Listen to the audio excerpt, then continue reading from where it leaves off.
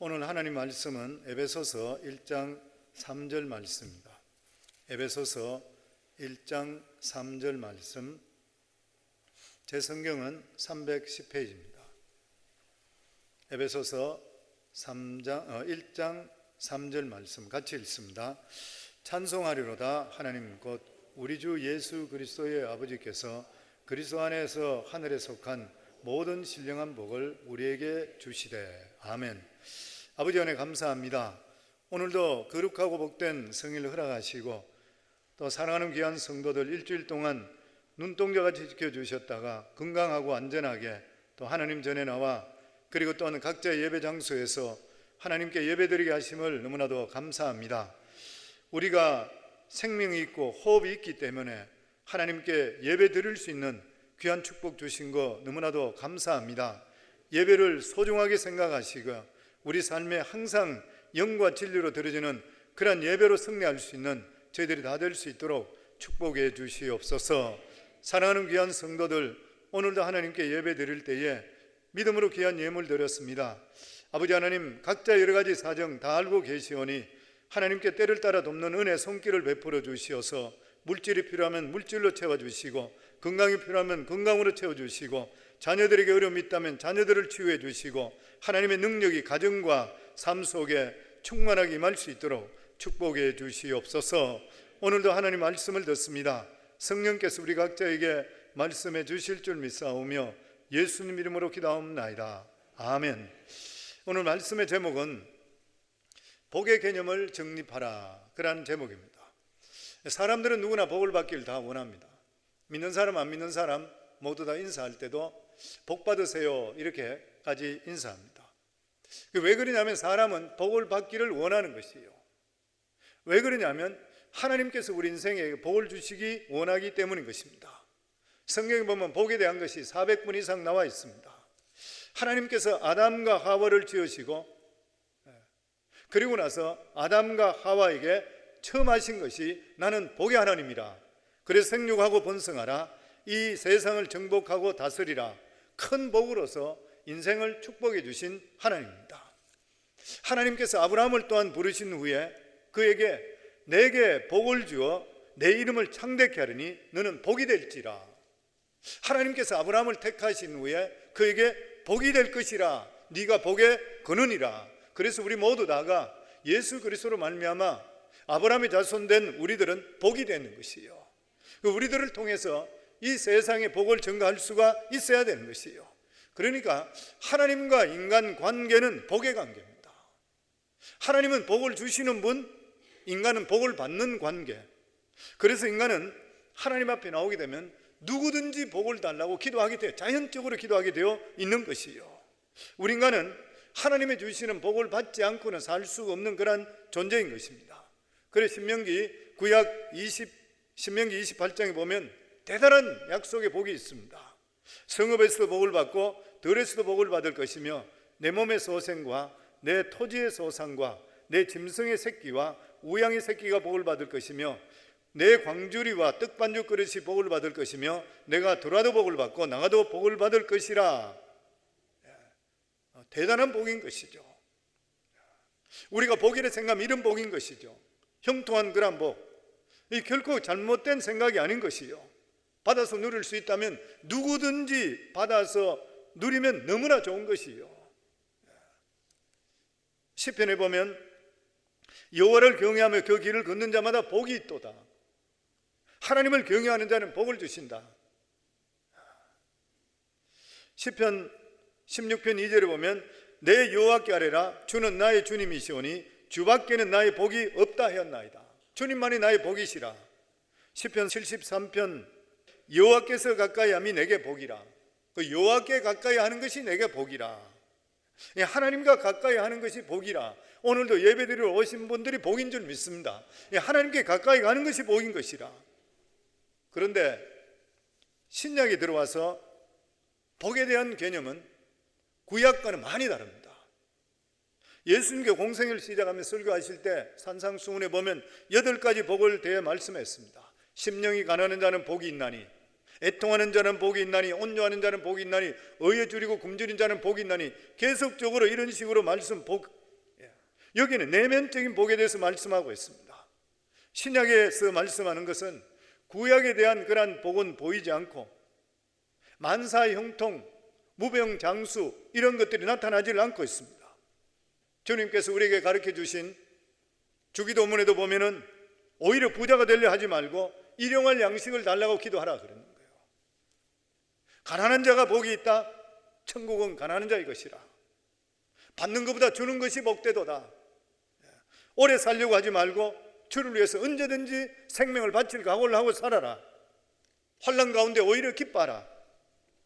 왜 이렇게 복의 개념이 다른 것인가? 구약의 사람들은 하나님의 나라에 대한 비전이 없었습니다. 그들은 세상적인 왕국은 있었지만 천국에 대한 소망은 없었습니다. 그런데 예수님께서 이 세상에 오셔서 첫 번째 하신 말씀이 뭐냐면은 회개하라, 천국이 가까웠느니라. 다른 말로 하시면은 하나님이신 예수님께서 이 세상에 오시는 것이요. 다시 이야기하면 하나님 나라가 이 세상에 임했다고 하는 것이요. 그리고 신약에 보면은 110번 이상 하나님 나라가 임했다는 말씀이 계속 나옵니다. 성경에 이미 하나님 나라가 임했다 그러면 무병장수가 무슨 미닝이 있는 것인가요? 영원한 생명이 있는 것인데 만사형통이 무슨 의미가 있는 것인가요? 하나님 나라를 소유하고 천국을 소유한 사람들에게 이것이 과연 무슨 의미가 있는 것인가요? 이것은 마치 죽게 되었을 때에 돈을 아무리 많이 가지고 있고 명예가 있다 하더라도 무슨 의미가 있는가 똑같은 것이요. 고이병철 회장이 죽기 전에 했던 24가지 질문에 보면 하나님이 있다는 것을 어떻게 증명하는 것인가? 하나님이 있다면 악인이 왜 있는 것인가? 종교가 무엇인가? 영혼이 무엇인 것인가? 그는 죽기 전에 돈에 대해서 명예에 대해서 한 얘기 하나도 없는 것이요. 사람이 마지막 순간에 갈 때에 무엇을 가장 갈급하는 것이요? 자기 자신이 죽으면 어떻게 될 것인가? 이상 더 중요한 것이 없는 것이요.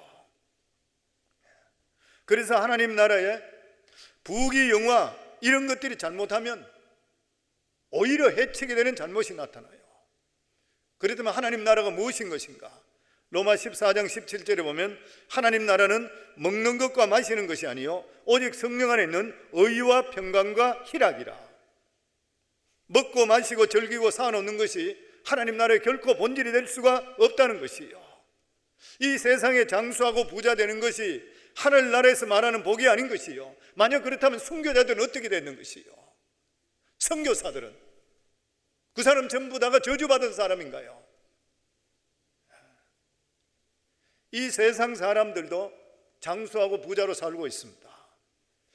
만약에 건강하기 위해서 예수 믿는다면, 오래 살기 위해서 예수만 믿는다면 정말 이것은 희극적인 이야기예요. 안 믿는 사람도 오래 사는 사람 많아요. 떵떵거리고 사는 사람 많아. 악인들도 오래 사는 사람 많아. 어느 분이 그런 이야기 했어요. 김일성도 모택동도 80 넘게까지 살았대요. 오랫동안. 만약에 구약에서의 복이 전부 복이라 생각하면은 아마 이 세상에서 가장 복을 많이 누린 사람으로 이야기하면 솔로몬일 것입니다. 그런데 솔로몬은 5년이 뭐라고 고백했습니까? 헛되고 헛되고 헛되니 모든 것이 헛되도다. 자기가 구한 것이 바람을 잡는 것과 같았다. 전도서 2장 10절에 보면 무엇이든지 내 눈이 원하는 것을 내가 금하지 아니하며 무엇이든지 내 마음이 즐거워하는 것을 내가 막지 아니하였으니 이는 나의 모든 수고를 내 마음이 기뻐하였습니다. 이것이 나의 모든 수고로 말미암아 얻은 몫이로다. 그 후에 내가 생각해 본즉 내 손으로 한 모든 일과 내가 수고한 모든 것이 다 헛되어 바람을 잡는 것이며 해 아래서 무익한 것이라. 내가 지금까지 했던 것이 바람을 잡는 것이라. 바람이 잡히는가요? 바람은 아무리 잡아도 잡히지 않아요. 내가 잡았다고 생각했는데 해보니까 아무것도 아니라 허무한 것이에요. 그러니까 솔로몬 같은 사람도 세상 사람이 볼 때 가장 부귀영화를 많이 누렸댔는데 노년에 가서 되돌아보니까 헛것이라. 내가 잡은 것이 헛것이라. 아내를 1,000명이나 두는 사람이 사실 힘들기는 힘들 거라 생각해. 한 사람도 힘든데 1,000명이나 거느린다 그러면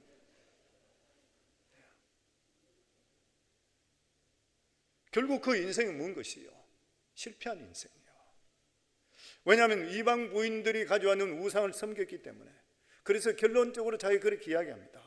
일의 결국을 다 들었으니 하나님을 경외하고 그의 명령을 지킬지어다. 이것이 모든 사람의 본문이니라.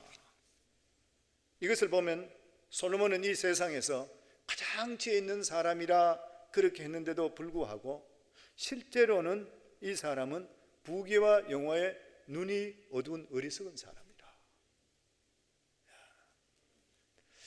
그래서 그런 말이 있습니다. 우리가 이렇게 성경 말씀을 듣는 그런 이유가 간접적인 체험을 하는 것이잖아요. 성공은 직접 하라, 실패는 간접 경험하라. 그래서 이런 말씀들을 보면서 우리 자신들이 영적으로나 살아가는 삶을 경험을 하면서 실패하지 않는 삶을 살아가야 되는 것이에요. 구약에서 말씀하는 복을 누린 사람들은 예수 안 믿는 사람도 수도 없이 많이 있습니다. 예수 안 믿는 사람도 돈 잘 벌고 잘 사는 경우들이 많이 있습니다. 그런데 그 복은 하나님이 없어도 누릴 수 있는 그런 복인 것이요. 믿음 생활 열심히 하고 있는데도 불구하고 이상하게 물질의 복을 받지 못하는 그런 분들도 있습니다. 세상의 물질이나 명예는 소금물과 같기 때문에 들이키면 득일킬수록 더욱더 목마르고 결국은 패망하는 것이죠. 그런 의미에서 세상의 복은 영적인 복을 받지 않는 상태에서 받게 되면 오히려 하나님의 주시는 복을 막는 길이 될 수 있어요. 그래서 어떤 사람들은 물질이 없을 때는 하나님께나 신앙생활 열심히 하다가 물질 들어오고 나서부터 세상 재미에 빠져서 대마와 같이 세상으로 빠져버리는 경우가 보는 것이에요. 그래서 우리 예수 믿는 사람들이 시급하게 해결할 문제가 있습니다. 그것이 뭐냐면 복에 대한 잘못된 개념을 고치는 것이에요. 잘못된 복의 추구는 우리의 신앙을 잘못된 길로 빠지게 만드는 것이에요. 오늘 이 에베소서는 사도 바울이 우리가 추구해야 될 복이 무엇인데 대해 말씀하고 있습니다. 우리가 추구해야 될 복은 무엇이냐면 신령한 복이라, 영원한 복이라 이 말씀하고 있습니다. 이것이 오늘 읽은 3절 말씀입니다. 찬송하리로다 하나님 곧 우리 주 예수 그리스도의 하나님께서 아버지께서 그리스도 안에서 하늘에 속한 모든 신령한 복을 너에게 주시되. 바울이 이렇게 찬송하리라 먼저 말한 것은 하나님께 주신 신령한 복을 깨닫고 감사하고 찬송하기 시작했는 것이에요. 그런데 이 신령한 복은 세상의 복이 아닌 것이에요. 신령한 복은 욕심과 정욕의 만족이 결코 아닌 것이에요. 신령한 복은 사탄이 주는 달콤한 그런 유혹의 복이 아닌 것이에요. 신령한 복이라는 것은 예수 그리스도 안에 감추진 그런 복이에요. 그 영어 성경에는 spiritual blessing in Jesus, 예수 안에 감추인 그런 신령한 복이라. 이것은 바로 구원받은 하나님의 자녀들이 누리는 영적인 특혜와 축권인 것이에요. 하나님의 자녀된 복, 그리고 구속의 복, 성령의 인침으로 인해서 하나님 소유된 그러한 복, 이러한 모든 복이 합쳐져 있는 것이 바로 예수 그리스도인 것이에요. 그래서 구약의 복을 다 합쳐놓는다 하더라도 결코 바꿀 수 없는 것이 바로 예수 그리스도인 것이에요. 그런데 이 복을 우리가 받았는 것이죠. 그래서 이 세상에 예수 믿는 만큼 더 큰 복은 없는 것입니다. 이 복음을 전가하기 위해서 교회가 존재하는 것이고, 우리가 예수 믿고 구원받은 하나님의 자녀들이 이 세상에 오래 살아야 될 이유가 뭐냐면은 이 살아있는 복음을 전가하기 위해서인 것이에요. 그래서 우리 삶 속에 항상 복음이 우선돼야 되는 거예요. 이 세상 부귀영화 모든 걸 다 가졌던 사람도 헛것이라 그러는 거예요. 우리는 영원한 소망을 우리가 가지고 있는 것이에요. 바로 예수 그리스도를 품고 있는 것이에요. 어떤 분이 그런 이야기 했습니다. 윌러 크릭 교회가 부흥되면서 4,000석 있는 교회가 적어서 옆에 빌딩을 7,000석을 지으면서 기공식 하는데 설교하는 목사님이 그런 설교를 했다 그래요. 여러분, 우리 교회가 수천만 불을 들여서 지금 이것을 짓는 그런 이유가 뭐냐면 예수 믿지 않는 사람이 이곳에 와서 구원받는 것입니다. 한 사람만 구원받는다면 수천만 불이 천리값이 않습니다. 한 영혼의 천하보다 더 귀한 것이요. 성령이 말씀드리는 돈 벌어가 뭐 하시겠습니까? 한 영혼의 천하보다 더 귀하다는데 돈을 벌어도 목적을 알고 벌어야 되는 것이요. 제가 성도들에게 돈 벌어 부자 되길 원한다고 할 때에 세속적인 부자 되라고 원하는 거 아니잖아요. 하나님 일하기 때문에 돈이 많이 필요할 때 마음껏 사용할 수 있도록 거룩한 부자가 될 수가 있어야 되는 것이요. 주님 일에 쓰임받을 수 있는 사람, 겨우 자기 호구지책밖에 하지 못하면 큰 그릇이 될 수 없으니까 큰 그릇 돼서 하나님 일 크게 하라고 교회가 확장되어야 되는 그러한 이유는 한 사람이라도 예수 믿고 구원받음을 통해 하나님께 영광 돌리기 위해서. 그러면 하나님께서 그리스도 안에 주시는 신령한 복이 무엇인 것인가? 첫 번째가 하나님께서 우리에게 주시는 최고의 복은 하나님을 아는 지식입니다. 하나님을 아는 지식을 갖게 될 때에 영적으로 멀었던 장님이 눈을 뜨게 되는 것이요, 영원한 세계를 바라보게 되는 것이요. 사도 바울은 이 지식이 너무나 고상해서 자기의 세상의 자랑과 아는 지식을 배설물같이 버렸다고 그랬어요. 사도 바울같이 똑똑한 사람, 배운 것이 많은 사람, 자랑할 것이 많은 사람이 하나님을 아는, 진짜 하나님을 아는 순간에 자기가 아는 것은 배설물로 버리더라도 그것을 택하는, 너무나 귀하다는 거예요. 사도 바울은 쓸데없는 자랑 때문에 눈이 어두워서 진리를 보지 못했기 때문에 자기가 오히려 진리를 가지고 있는 사람을 탄압하고 박해했는 것이요. 만약 이런 자랑거리가 자기가 없었더라면 훨씬 더 빨리 미신에서, 무지에서 벗어날 수 있을 것인데 그 고백인 것이요. 잠언 1장 7절에 보면 그래서 여호와를 경외하는 것이 지식의 근본이라. 이 세상에 살아가면 인간에게 가장 결정적으로 중요한 것이 뭐냐면 하나님을 바로 믿고 바로 하는 것이요. 이것을 우리가 바로 깨닫게 될 때 방황하지 않는 것이요. 그래서 우리 성도님들, 자녀들에게 다른 어떤 것보다도 살아계신 하나님을 계속적으로 증거하고 믿음 안에 바로 살고 하라는 것이요. 저는 최근에 주위에 있는 교회들 중에서, 주위에 또 연결해서 아는 사람들 중에서 자녀들이, 대학교 다니는 자녀들 20대들이 마약을 과다 복용해서 그냥 갑자기 쓰러져 죽어버렸어요. 자기 부모는 다 의사들이에요. 부모 아주 엘리트들이에요. 자기 자식이 그리 된다 꿈에도 생각하지 못했어요. 나중에 보니까 오버도세이지래요. 또 한 가정에 보니까 젊은 사람인데 거기도 마약에 중독됐다가 견디지 못하고 집에 부모한테 프레셔를 입고 자살해 죽어버렸어요. 20대예요. 그런 일들이 생기는 것이에요. 왜 그런 것이에요? 하나님을 아는 지식이 없기 때문에 그렇습니다. 그래서 이 세상에 어떤 것보다 가장 중요한 것이 하나님 아는 것이에요. 성령, 하나님 알게 되는 사람이 옆길로 갈 수가 있습니까? 왜냐하면 하나님을 알게 되면 성령께서 우리 속에 내주하시기 때문에, 성령께서 거룩한 영이시기 때문에 우리에게 끊임없이 거룩을 추구하고 만들도록, 살도록 만들어 주시고 아니면 회개하도록 만드는 것이에요. 이 세상의 모든 것을 다 가졌다 하더라도 자기 생명 잃어버리면 뭐 하는 것이에요? 아무리 돈이 많고 공부를 많이 했다 하더라도 마약 중독돼 버리고 병으로 들어 누워 버리고 아무 소용없는, 그러니까 이 세상에 자기 자신을 찾는 만큼 더 중요한 일은 없는데 이것을 누구 앞에 찾을 수 있어요? 오직 예수 그리스도 안에 찾을 수가 있는 것이에요. 그래서 우리가 가장 신령한 복이라는 것은 하나님을 아는 것. 두 번째는 선택의 축복입니다. 선택은 성경 전체의 핵심 진리입니다. 선택은 이유 없이 무조건 하나님 자녀 삼아준 거예요. 요한복음 15장 16절에 보면 너희가 나를 택한 것이 아니요 내가 너희를 택하여 세웠나니, 디모데후서 1장 9절에 보면 하나님은 우리를 구원하사 거룩하신 부르심으로 부르심은 우리의 행위대로 하심이 아니요 오직 자기 뜻과 영원한 때 전부터 그리스도 예수 안에서 우리에게 주신 은혜대로 하심이라. 선택은 전적인 하나님 자신의 뜻과 은혜의 결과인 것이라. 나의 태도와 나의 태생하고는 전혀 상관없는 것이요, 하나님께서 무조건 우리를 택하시고 사랑하시기로 작정했어요. 그래서 우리를 불러주시는 것이요. 우리가 예수 믿고 저절로 그냥 교회 믿고 싶어 교회 왔는 것 같지만 하나님께서 불러주시고 마음문을 열어주셨기 때문에 예수 믿게 되고 하나님께 나오고 오늘도 이 자리에 와 계시는 것이요. 성경은 우리에게 끊임없이 이렇게 말씀합니다. 내가 너를 불렀노라. 너는 내 것이라. 내가 너를 잊지 않았노라. 놀라지 말라. 두려워하지 말라.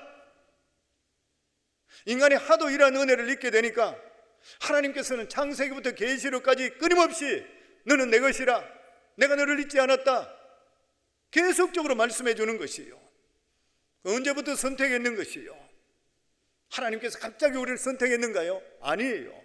에베소 1장 4절에 보면 곧 창세전에 그리스도 안에서 우리를 택하사 우리로 사랑 안에서 그 앞에 거룩하고 흠이 없게 하려 하심이라. 창세전에. 성도는 우리가 보통 창세전에 우리를 택했다는 말을 들으면 감이 잘 안 옵니다. 그런데 진짜 그리스도를 만나게 되면 아하, 하나님이 나를 진짜 택했구나. 하나님을 예수 그리스도 진짜 만나는 순간에 하나님 나 같은 자도 만세전부터 택했구나. 이 말이 이해가 되는 것이요. 그런데 왜 우리를 택했다고요?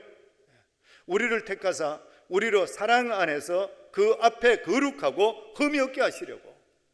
창세전에 우리를 택한 목적이 뭐냐면은 거룩하고 흠이 없게 하기 위해서, 우리가 거룩한 삶을 살게 하기 위해서. 하나님의 자녀되었기 때문에 하나님은 거룩하기 때문에 우리 삶도 거룩한 삶, 그 성령께서 내주하시게 되면 우리가 필연적으로 추구하는 것이 거룩입니다.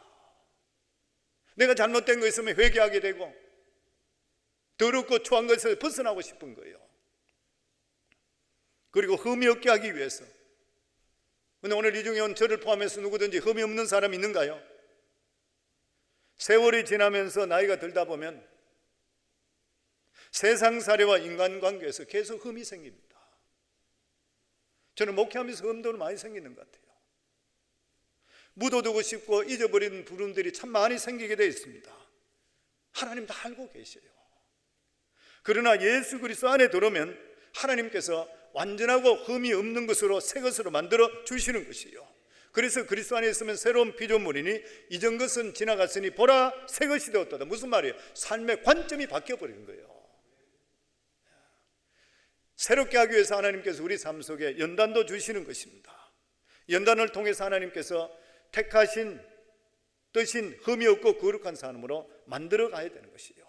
그래서 저희들의 살아가는 삶은 항상 거룩을 추구할 수 있어야 되는 것이고, 흠이 있는 자가 힘이 없게 하기 위해서는 예수 그리스도 안에서 항상 새로운 삶을 살아갈 수가 있어야 돼요. 그리고 세 번째 신령한 복은 구속 죄사함이라 그랬습니다. 에베소서 2장 1절에 보면 그는 허물과 죄로 죽었던 너를 살리셨도다.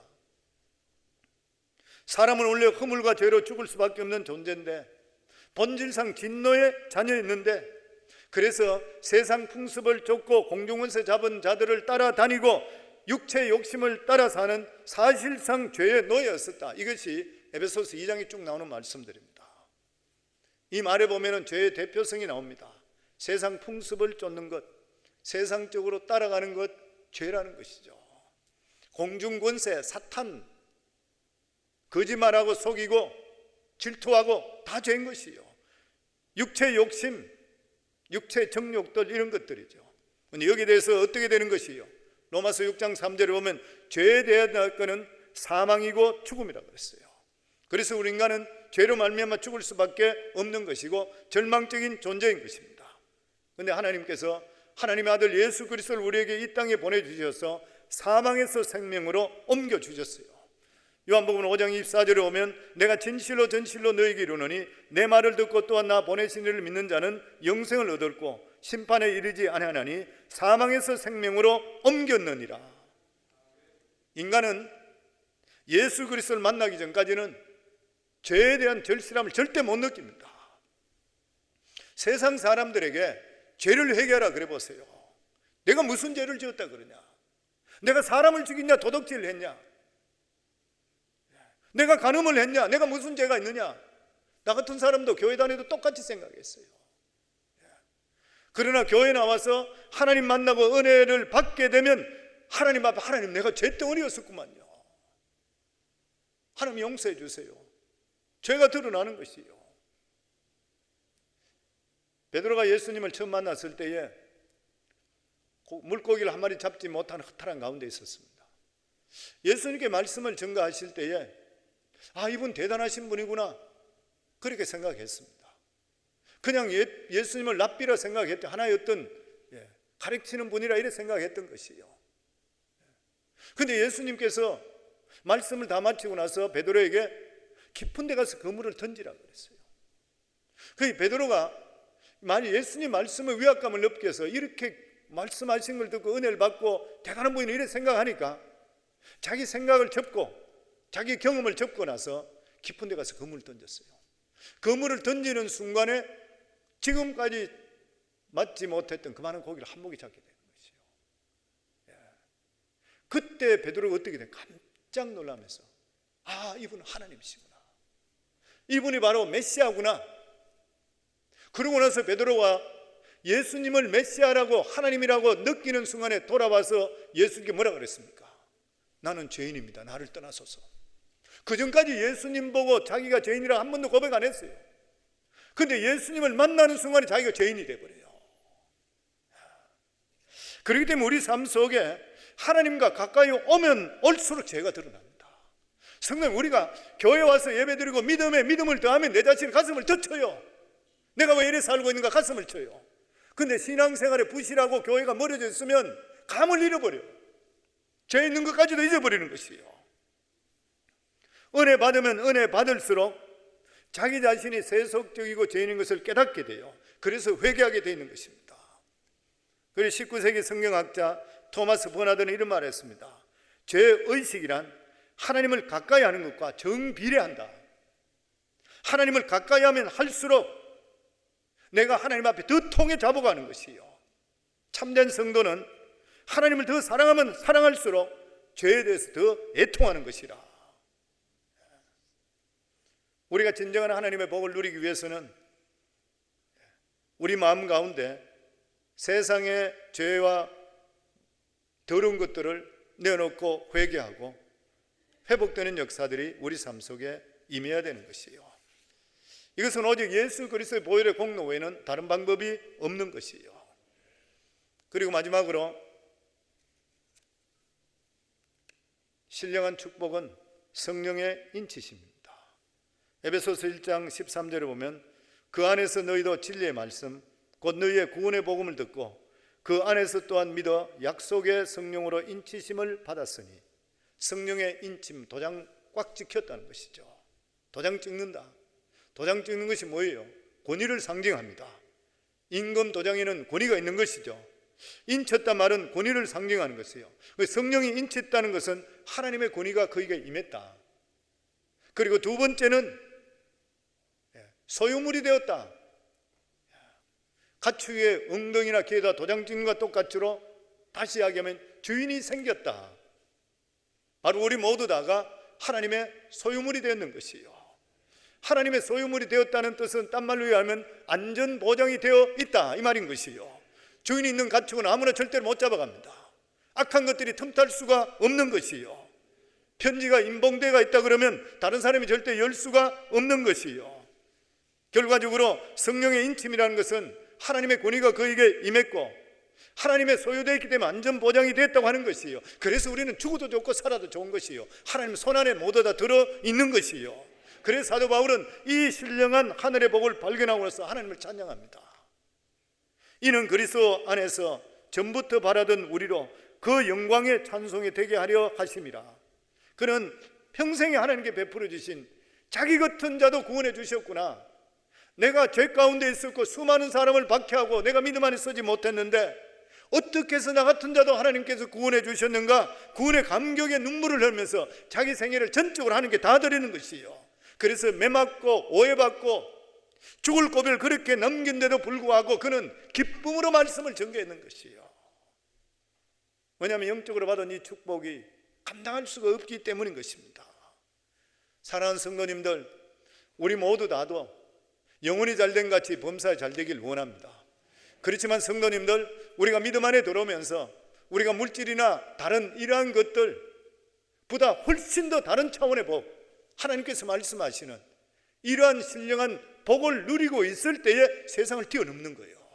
어떤 환경도 뛰어넘게 되는 것이고, 세상에 살아갈 때 비굴하지는 않아요. 무조건 돈이 있다고 우리가 비굴할 필요가 뭐가 있습니까? 명함이 있다고 비굴할 필요가 어디 있습니까? 우리가 더 귀한 것을 가지고 있잖아요. 그러니까 오늘 이 귀한 이러한 영적인 신령한 복을 누리고 살아가는 우리 성도님들, 너무나도 귀하기 때문에 하루 살아가는 삶 속에 감사로서 영광 돌리고 세상의 어려움을 뛰어넘을 수 있기를 주 이름으로 축원합니다. 우리 시간 합심해서 하나님께 기도합니다. 저희들이 시간 합심해서 하나님께 기도할 때에, 하나님, 저희들이 복이 진짜 필요합니다. 아버지, 하나님, 그렇지만 하나님 주님께서 우리에게 주시는 이 귀한 신령한 복 우리 모두 가지고 있습니다. 아버지, 하나님, 그런데 이것을 귀하게 느끼지 못할 때가 있습니다. 하나님 아버지, 어느 것이 진정한 복인지, 솔로몬은 세상 것 다 가졌지만 바람을 잡았다 그랬습니다. 하나님 아버지, 주신 이 은혜 감사하는 저희들이 되게 하시고, 더욱더 하나님의 성령으로 충만한 삶을 살아가는 저희 되게 해주시옵소서. 오늘 시간 주여 세 번 부르며 하나님께 기도합니다. 주여, 주여, 주여. 오늘도 질병으로 고생하는 분은 질병부에 손 얹으시기 바랍니다.